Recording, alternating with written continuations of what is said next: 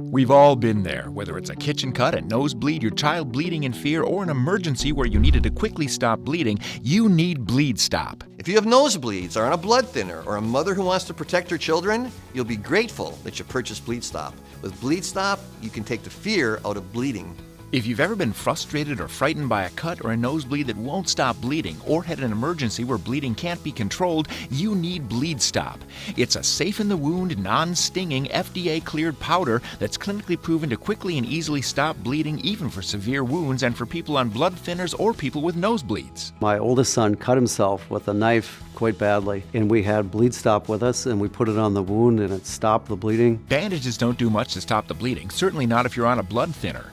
BleedStop works. Simply put BleedStop onto any cut or wound, apply pressure, and watch the bleeding stop. Easy to apply, it doesn't burn, it doesn't sting. Take away your bleeding fear. BleedStop absolutely works even if you're on blood thinners or suffer from nosebleeds. Emergency rooms see a lot of trauma. One evening, a patient came in with a chainsaw wound. It appeared that the wound would bleed for hours, but in just 30 seconds, with BleedStop, the crisis ended.